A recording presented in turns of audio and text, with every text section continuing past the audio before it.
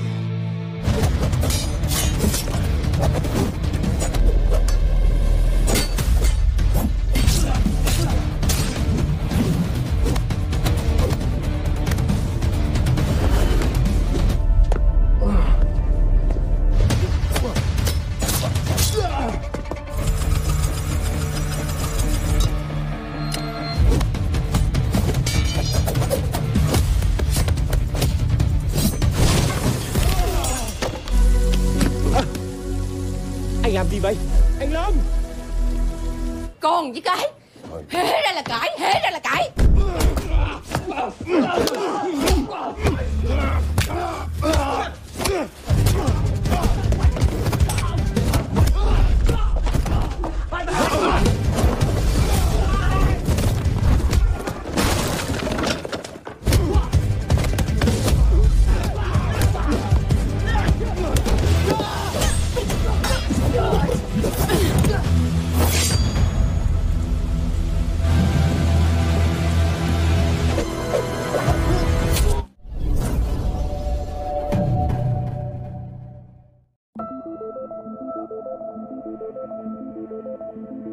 Malam itu, mantan anggota gangster bernama Lam baru saja pulang kerja.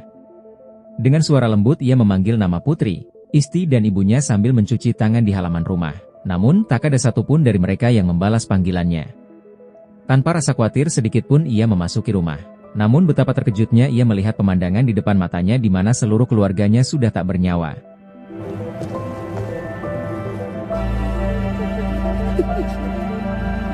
Sebelum menghembuskan nafas terakhirnya, sang nenek sempat menyebut nama Scar sebagai pelakunya.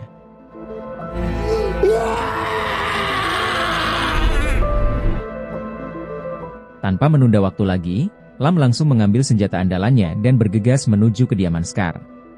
Di sana Lam membantai semua anak buah Scar tanpa tersisa.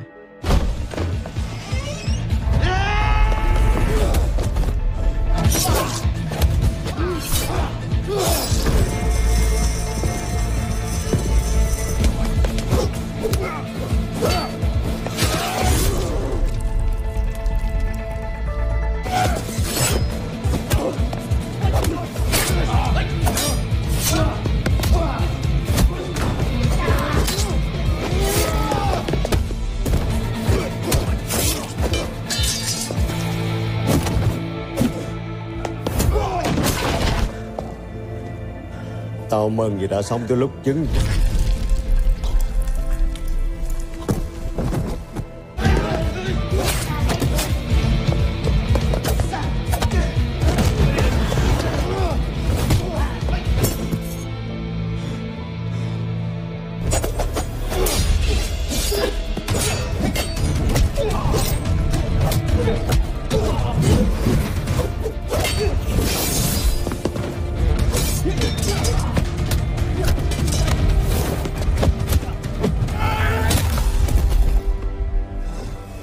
Saat menuju ruangan Scar, Lam tak sengaja bertemu istri Scar namun ia membiarkannya pergi begitu saja. Tanpa rasa takut sedikitpun Lam melampiaskan amarahnya kepada Scar.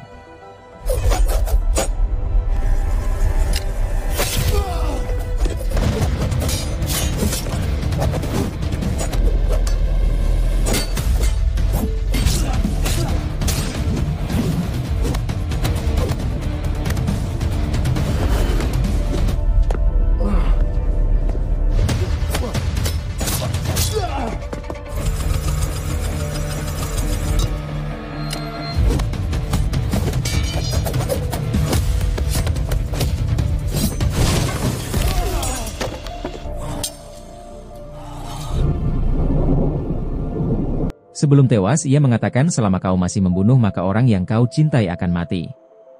Hujan turun mengiringi langkahnya yang berakhir di rumah sahabatnya yang bernama Lu. Anh Lâm! Anh Lâm! Anh Lâm!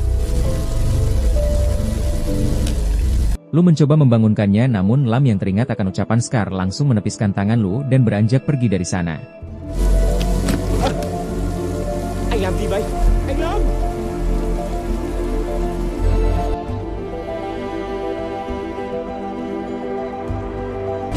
Singkat waktu 10 tahun kemudian di kawasan permukiman pinggiran kota Saigon. Penampilan Lam kini telah berubah drastis. Meskipun berambut gondrong, ia menjadi sosok penyabar, ramah dan suka membantu tanpa pamrih. Em nè. Cảm ơn tôi cần đàn ông. Mày quá đẹp trai. Saat ini Lam telah memiliki keluarga baru. Ia menikahi seorang janda beranak satu bernama Han, dan anak tirinya bernama Hien. Saat pertama kali melihat Hien, Lam teringat mendiang putrinya. Ia sangat menyayangi dan memanjakan Hien sampai-sampai membuat Han kadang merasa kesal. Em mới vừa nấu cơm xong chưa ăn cơm. Quay lại. Hả không ra? Con kêu Dượng mua kem phải không? Mệt ghê là mệt. Nói là tới giờ cơm rồi, đừng có ăn cái Untuk gì. menghidupi keluarganya, Lam bekerja sebagai kang ojek. Siang itu tanpa sengaja seorang pria bernama Lu yang berprofesi sebagai jasa angkut barang menawarkan Lam pekerjaan sampingan. Lam pun dengan senang hati menerimanya walaupun ia tak mengenali siapa pria tersebut. Sesampainya di sana, mereka segera mengangkut barang-barang yang akan dipindahkan ke rumah baru. Tak berselang lama, jasa pindah rumah yang asli pun tiba. Lu yang panik langsung memerintahkan Lai anak buahnya kabur. Lam yang awalnya tak tahu apa-apa akhirnya sadar bahwa Lu seorang penipu setelah membaca tulisan di truk tersebut.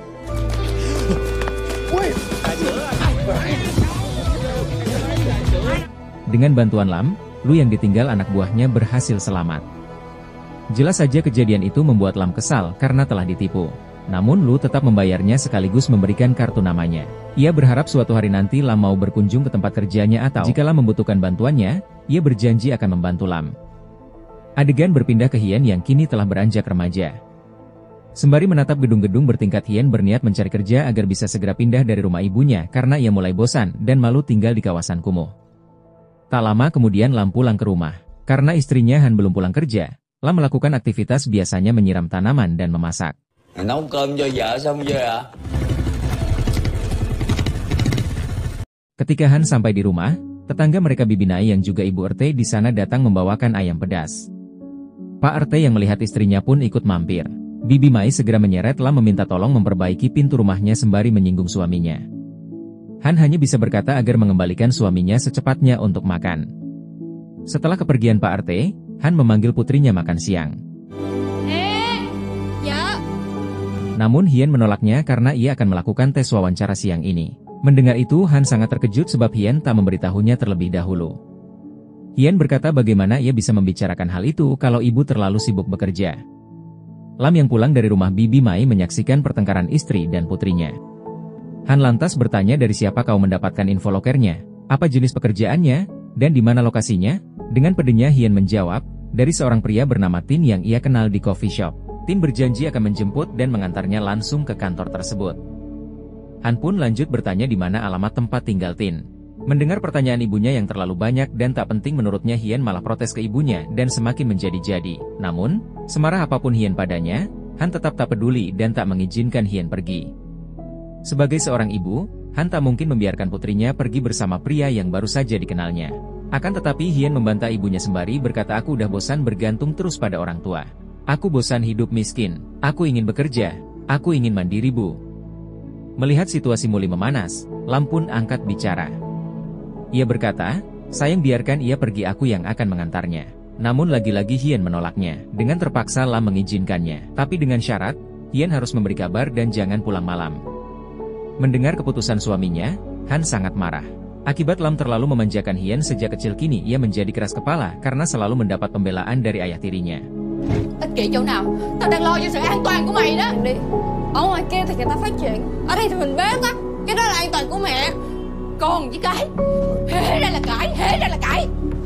Sebelum pergi Hien pamit dan minta maaf pada ayahnya atas perlakuannya terhadap sang ibu.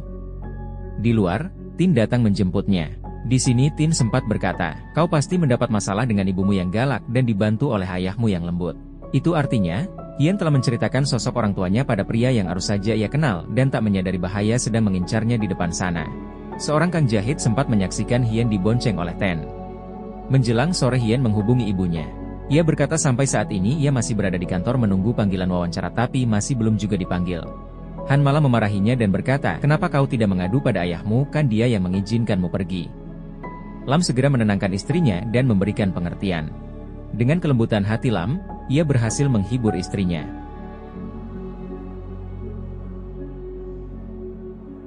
Sementara di gedung tempat Hien berada mulai terlihat sepi. Hien bertanya tentang keberadaan Tin pada seorang karyawati yang hendak pulang. Karena wanita tersebut tak mengenal Tin, Hien pun berniat pulang bersamanya. Namun tiba-tiba Tin muncul bersama 4 orang pria. Disinilah Hien baru menyadari semua ucapan ibunya. Ia berupaya melarikan diri dari tempat itu.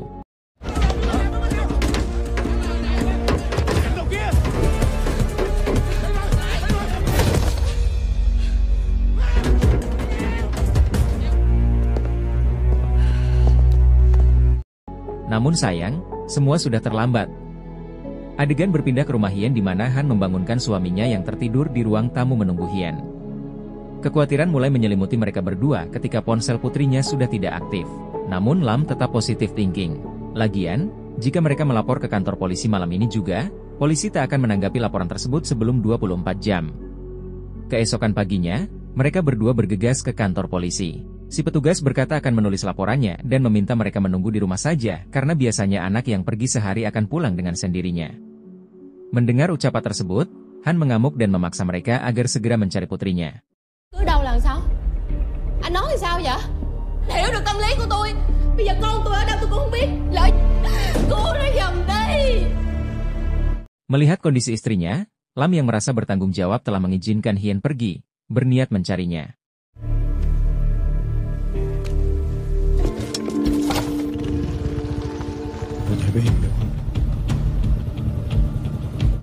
Setelah bertanya ke sana kemari, Lam akhirnya bertemu Kang Jahit. Ia memperlihat foto Tin pria yang menjemput Hien. Anh chụp hình chung với hai đứa nó.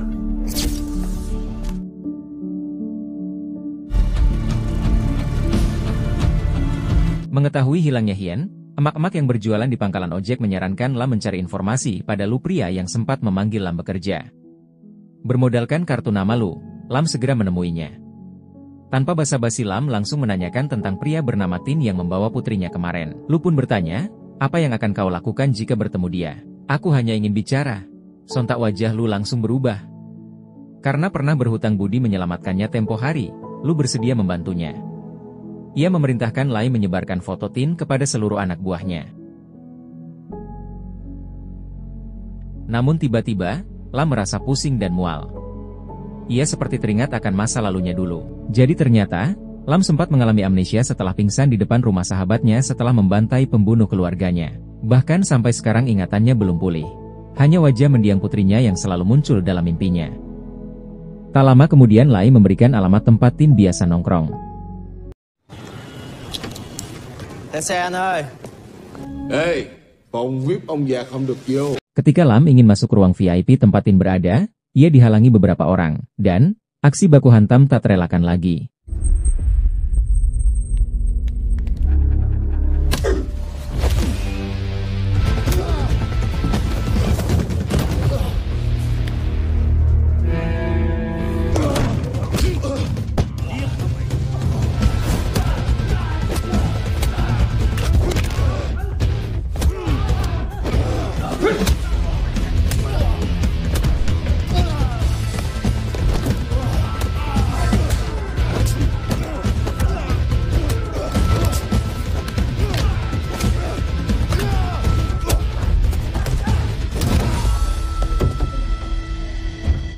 Kemudian, Lam bergegas masuk dan menghajar Tin hingga babak belur.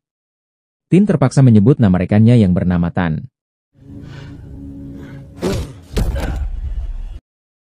Lam bergegas ke pasar mencari Tan di pasar.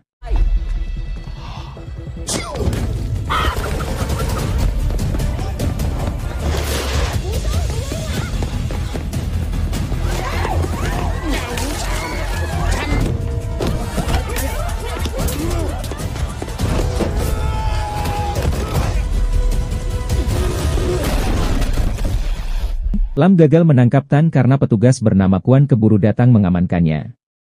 Di kantor polisi Lam dipertemukan dengan kepala divisi kriminal bernama Sieng yang bertanggung jawab menyelidiki kasus yang melibatkan Tan. Ia menegaskan Lam berhenti mengejar Tan karena itu hanya akan mengacaukan pekerjaan mereka. Lam menjelaskan alasan ia melakukan itu karena putrinya diculik.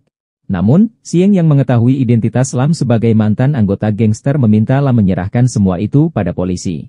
Melihat Lam tak keras kepala, Sieng mengancam akan menahannya jika Lam menolak. Tanpa memberikan jawaban, Lam meninggalkan kantor polisi. Singkat waktu malam pun tiba. Hien dan beberapa remaja terkurung di sebuah ruangan.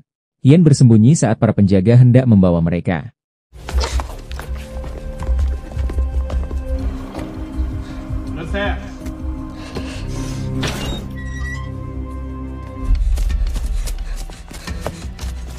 Melihat seorang penjaga tertidur, Hien mengambil ponselnya menghubungi ibu dan ayahnya. Sayangnya ponsel kedua orang tuanya tak bisa dihubungi. Alhasil, Hien tertangkap kembali. Akibat keteledoran anak buahnya, si bos gangster langsung menghabisi anak buahnya yang bertugas di gudang.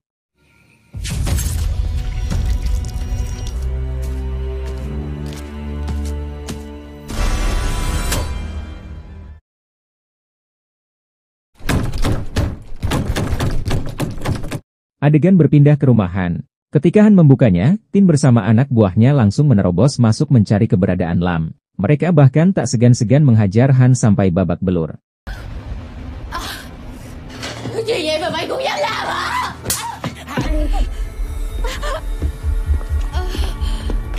Warga yang berniat menelpon polisi tak jadi melapor karena mendapat ancaman Tin.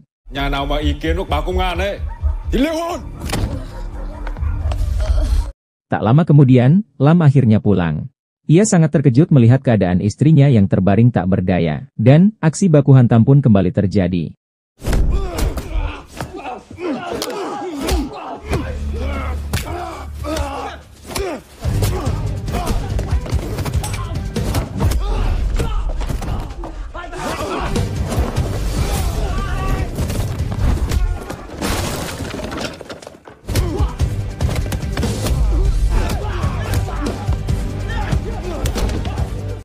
Terlihat seorang wanita bernama Trin mengawasi kejadian tersebut.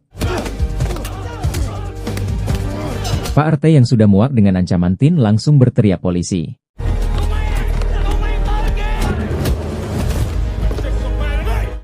Tin dan anggotanya bergegas meninggalkan tempat itu. Satu anggotanya tertinggal. Mendengar kabar penyerangan di rumah Lam, Lu dan Lai segera datang dan menginterogasi Asep. Sementara Han langsung dilarikan ke rumah sakit. Kesempatan ini digunakan Tan untuk menghabisi Han.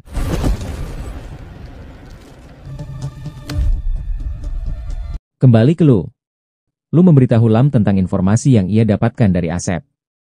Lam segera menemui kolektor lukisan bernama Pak Lin. Melihat wajah Lam, Pak Lin panik sambil bertanya apakah kau datang untuk membunuhku?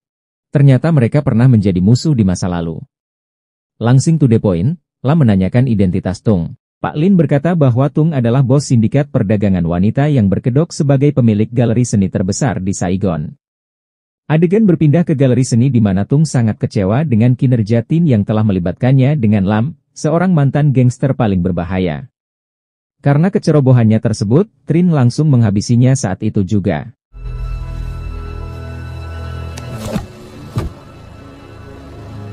Tak lama kemudian, Lam tiba di sana.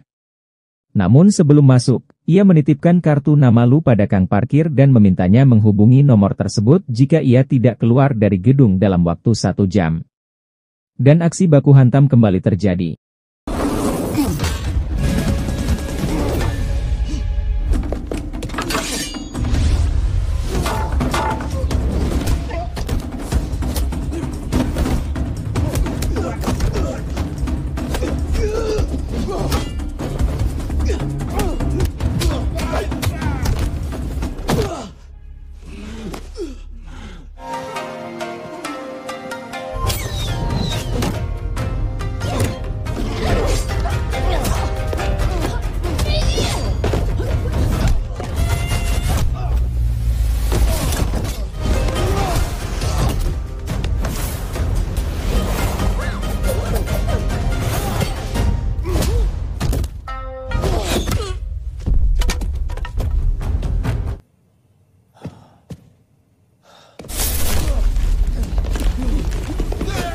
Tung yang berniat menghabisi Lam langsung dihentikan oleh Tan sebab polisi sudah mengetahui pergerakan Lam.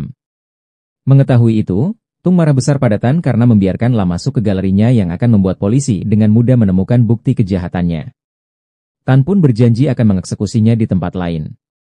Sebelum OTW, Tan memberitahu perbuatannya di rumah sakit sembari memperlihatkan kalung Han. Kabar tersebut membuat Lam naik pitam. Sayangnya, Tan berhasil melumpuhkannya sebelum bertindak. Ketika mereka hendak membawanya pergi, Lu bersama anak buahnya datang menyelamatkannya. Disinilah ingatan Lam kembali. Yang ternyata Lu adalah sahabatnya yang terakhir kali melihatnya setelah menghabisi geng Scar. Lu sudah mengenalinya saat pertama kali melihat Lam. Lu yang kini kurus kerempeng terpaksa pura-pura tak mengenalinya karena tak ingin mengingatkan luka lama Lam. Lam sangat senang akhirnya bisa bertemu Lu kembali. Sesaat kemudian, Lam mendapat pesan dari orang tak dikenal bahwa putrinya akan dibawa ke luar negeri melalui pelabuhan. Kemungkinan itu pesan dari polisi. Lu berusaha menghentikan Lam. Lam berkata tak ingin mengulangi kesalahan yang kedua kali. Meskipun ia tak berhasil menyelamatkan istrinya, setidaknya ia masih punya harapan menyelamatkan putrinya. Lu yang berniat ikut langsung mendapat penolakan dari Lam. Ia tak ingin Lu menjadi target mereka. Singkat cerita, berangkatlah Lam menuju pelabuhan. Dengan menggunakan speedboat curian, Lam berhasil menemukan kapal milik Tung.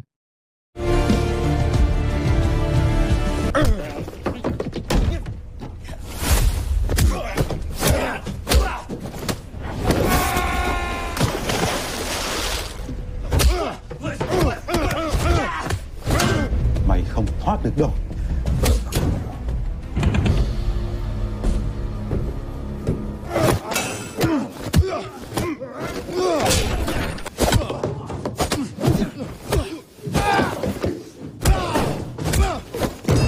Sesaat kemudian, pasukan Tung tiba.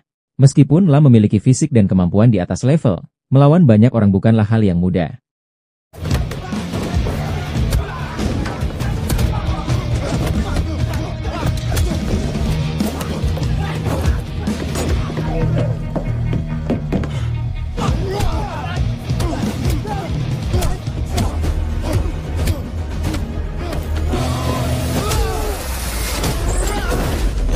Di saat dirinya mulai kewalahan menghadapi anak buah Tung, Lu dan pasukannya beserta pasukan divisi kriminal datang membantunya.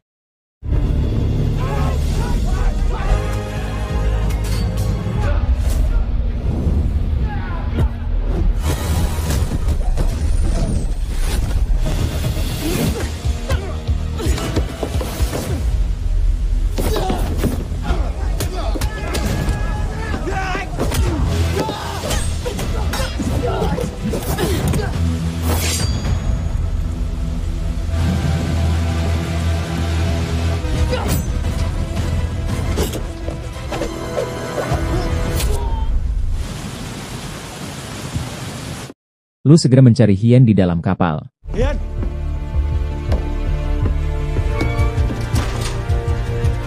Hiền! Di sisi lain, Lam kini berhadapan langsung dengan Tung.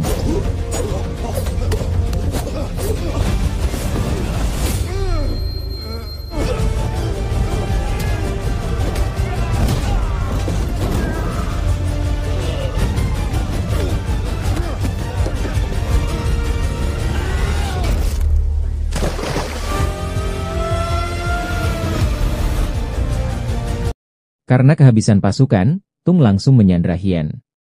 Beruntungnya, Hien berhasil menggigit tangan Tung.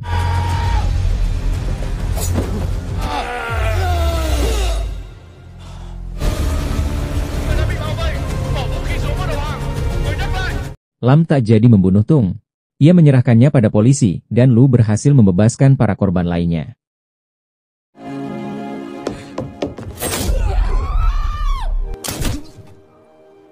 Hien menangis meminta maaf atas semua kesalahannya.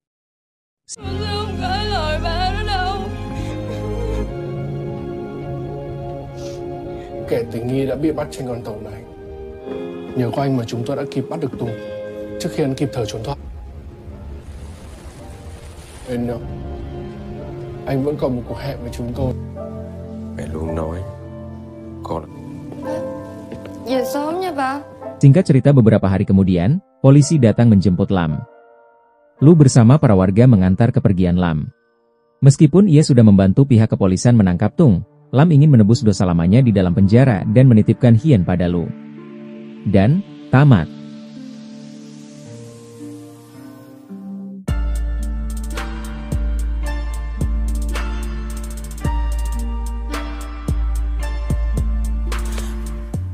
Mẹ ơi! Ở đây làm gì? Hết chuyện rồi.